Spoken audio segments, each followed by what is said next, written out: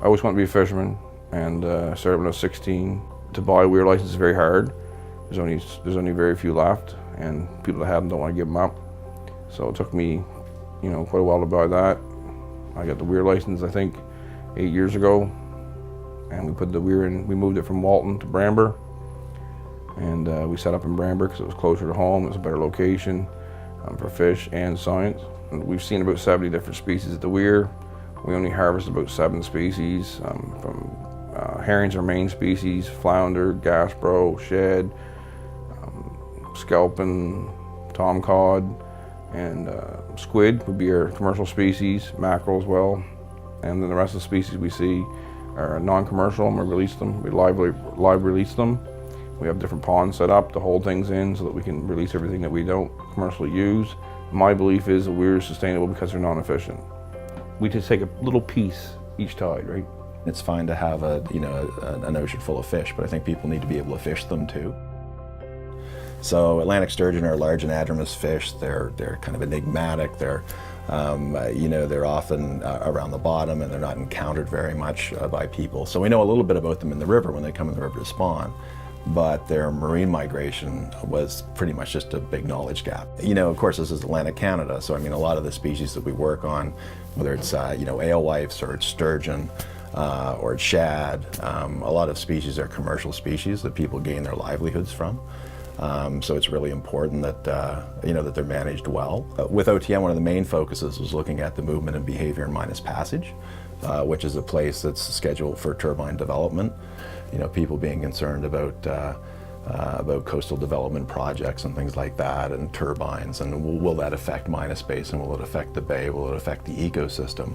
And that basically affects everybody. It affects people who have bed and breakfasts, and people who have inns, and people who have restaurants and tourism and everything, right? Scientists now are getting into ecosystem-based management, which means basically we don't look at a species in isolation anymore, which is the way they used to be managed.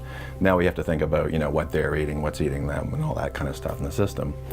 And fishermen have always been like that. If you ask Darren when the Atlantic sturgeon are going to run up the river to spawn, he'll say around the first cut of hay. So you learn a lot from fishermen. It's a unique collaboration between research scientists trained in the Western tradition, traditional knowledge scientists that are coming forward with a different approach, and we're both going out and doing something that none of us know what the answer is going to be.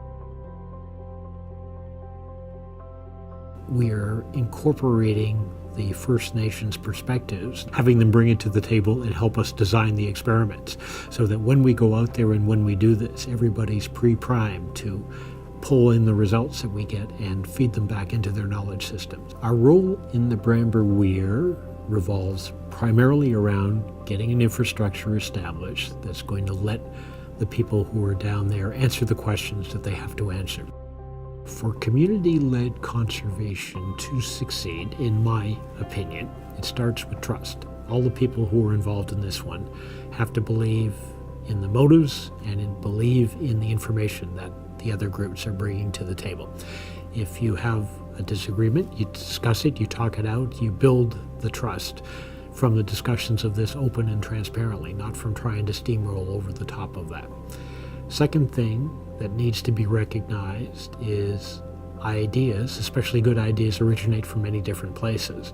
So historically, scientists, white coats, they must be right all the time. Well, it turns out that really good ideas are bubbling up, maybe from the kids in some of these local communities, and that it came from them sitting on the dock and watching and seeing something happen in the natural world that says it's operating this way, and bang, you can take off with that. So we need to open those kinds of channels. As an independent fisherman, we're not working for somebody else, we work for ourselves. So the motivation is, if we don't protect it, we don't have a living. The Stokesbury lab started using my weir with their sturgeon study. I actually used to chase down Stokesbury's prof, which was Mike Dadswell, because I didn't agree with their findings on sturgeon and their population estimates, and because I knew where they were. And I said, you guys need to come up here and work with us, right? Because we got a lot of sturgeon up here, and we got a venue that you can use. And so they started sending their students up, and they started tagging a lot of fish with us, and we started working together that way with Stokesbury. With OTN, was fascinated by the movements of the fish through the acoustics, because it's knowledge that I don't have. Living on the water, fishing as much as I have, in as many ways as I have, I've learned a lot. But you never learn it all, no matter who you are. The OTN stuff is cutting edge. Like, bottom line is, I can't track a fish down to South Carolina. I can't track a fish in and out of the Monas Basin every day, the same fish. Everyone has their own strengths, and then you can work off each other's strengths and then move forward with that. And I think that it's important for organizations to include everyone, whether it's First Nations, local people, non-First Nations, but at least key people involved in decision making, and that way there is a voice from each direction.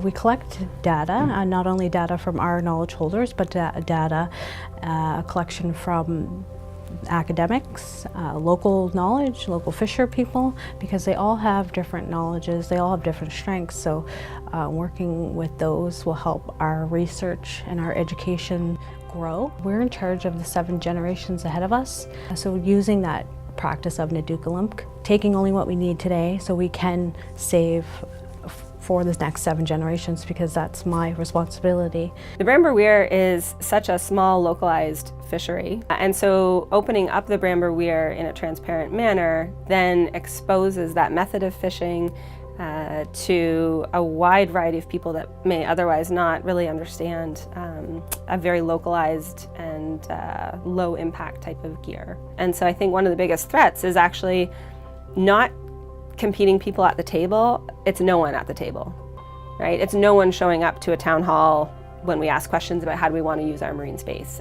So I think it's really important to try to engage citizens and get people at the table to collaborate and to have conversations and try to create a cooperative solution that enables us to manage our ocean coasts and spaces in a way that meets with the vision of that community and all ocean stakeholders across Canada. It's really hard to have a conversation about how to manage or govern a space if people don't have some kind of shared information. And you almost couldn't find different scales of information and knowing than something like traditional knowledge that's passed through generations and something like telemetry technologies that are rapidly evolving day by day. The collaboration is absolutely the most important thing. If we work in silos, we do not share information, we do not get anywhere. We never reach wisdom. We include always academic, because that's the dominant language of science. And what I mean by that is accepted one. We don't need to mess with that accepted language. We understand it, we respect it. I'm a local knowledge holder because I carve my living out of that area. So if you do science without that local knowledge holder, you're already behind. You're not taught to be a fisherman, nor are you going to school to be a fisherman. If you take a student or a scientist that's never been in that area and you put them out there, they're blind. That's the first step besides the traditional knowledge of that area and the species as well. Those 2 steps have to be put before an actual scientific activity. This is an evolution of how science is done. It's starting right here.